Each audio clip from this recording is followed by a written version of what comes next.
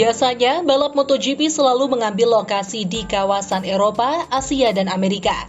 Namun tidak menutup kemungkinan bagi negara lain untuk berpartisipasi sebagai penyelenggara balap jika mereka memiliki sirkuit yang layak untuk balap kelas primer MotoGP. Dan ternyata ada sirkuit-sirkuit tertentu yang berada jauh dari benua Eropa namun berhasil masuk dalam jadwal balap tahunan di MotoGP, seperti sirkuit yang berada di Amerika Selatan. Ya, meski tidak setenar Eropa dalam urusan balap, rupanya Amerika Selatan memiliki sirkuit yang cukup bagus dan sangat layak untuk melangsungkan balapan.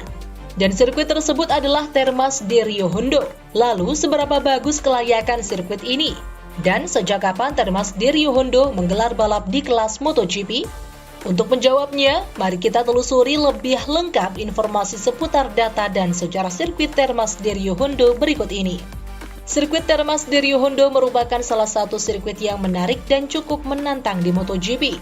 Sirkuit asal Argentina ini terletak 7 km dari pusat kota Termas de Rio Hondo, Provinsi Santiago del Estero, dan berjarak 95 km dari Bandara Internasional Tucuman.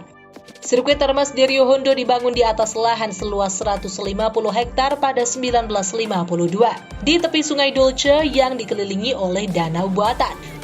Termas de Rio Hondo memiliki panjang lintasan 4,8 km atau 2,99 mil dengan 5 tikungan ke kiri dan 9 tikungan ke kanan. Lebarnya 16 meter dan terdapat straight line atau lintasan lurus mencapai 1076 meter. Pada 11 Mei 2008, Termas de Rio Hondo resmi dibuka dan 4 tahun setelahnya, 2012, dilakukan proses rekondisi pada trek kebanggaan warga Argentina ini. Rekondisi tersebut berfokus pada bangunan sirkuit yang diubah menjadi lebih modern dan lebar sirkuit yang diperbesar dengan tujuan untuk membuat balapan menjadi lebih seru. Selain itu, sirkuit di kawasan Amerika Latin itu juga diklaim sebagai sirkuit teraman di dunia untuk gelaran balap motor internasional. Dalam sejarahnya, sirkuit Termas de Rio Hondo rupanya telah beberapa kali mengalami pergantian nama. Dulunya sirkuit legendaris di Buenos Aires ini bernama Autodromo 17 de Octubre atau 17 Oktober sebagai simbol perubahan pada suatu hari di tahun 1945.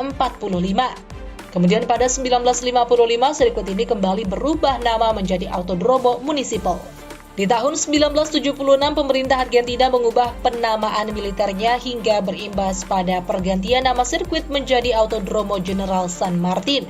Ketika Argentina kembali pada paham demokrasi di tahun 1983, nama sirkuit pun kembali berubah menjadi Autodromo Municipal. Pada 1989, Oscar Alfredo Galvez, pembalap legendaris Argentina yang pernah menjajal Formula 1 pada tahun 1953, menderita penyakit kanker hingga akhirnya menutup usia di tahun tersebut. Namanya kemudian diabadikan ke dalam nama sirkuit sehingga Autodromo Municipal pun diubah namanya menjadi Autodromo Oscar Alfredo Galvez sebagai bentuk penghormatan. Hingga pada akhirnya nama tersebut berganti menjadi Termas de Rio Hondo, disamakan dengan nama kota tempat sirkuit ini berlokasi. Dan nama itulah yang kini tetap dipakai sebagai nama resmi sirkuit di Argentina ini. Di tahun 2003, Termas de Rio Hondo sempat ditunjuk sebagai salah satu venue MotoGP.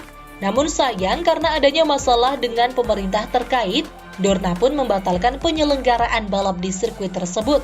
Barulah pada musim 2014, sirkuit ini resmi menggelar balap MotoGP untuk pertama kalinya dan masuk dalam seri ketiga pada kalender balap MotoGP. Termas de Rio Hondo tercatat sebagai venue ke-26 yang berhasil melangsungkan balap untuk kelas tertinggi MotoGP. Dorna pun menetapkan balapan di trek ini sebanyak 25 putaran dengan total jarak tempuh 120,2 km.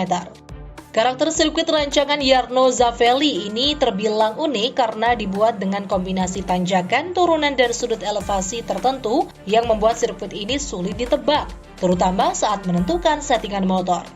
Begitupun cuaca di sirkuit yang pada 2015 memiliki perbedaan suhu berarti di 4 titik yang masing-masing suhunya 30, 32, 34, dan 36 derajat Celcius. Di samping itu, sirkuit ini juga menyimpan banyak memori dan sejarah balap dengan segala fakta yang pernah menghiasi Termas de Rio Hondo selama penyelenggaraan balap MotoGP. Lalu apa sajakah fakta menarik tersebut dan seberapa unik sirkuit ini untuk ajang balap sekelas MotoGP? Yang pertama, pembalap asal Spanyol Marc Marquez adalah rider yang paling sering menang di Termas de Rio Hondo dengan raihan 3 kali kemenangan di tahun 2014, 2016, dan 2019. Dua, hanya ada 2 pembalap tuan rumah yang pernah menang race di Termas de Rio Hondo. Mereka adalah Jorge Kisling yang mendapatkan podium tertinggi di kelas 500cc tahun 1961 dan Benedicto Caldarella pada 1962. Setelahnya tidak ada lagi pembalap Argentina yang bisa menjuarai balapan di Grand Prix 500 hingga MotoGP sekarang.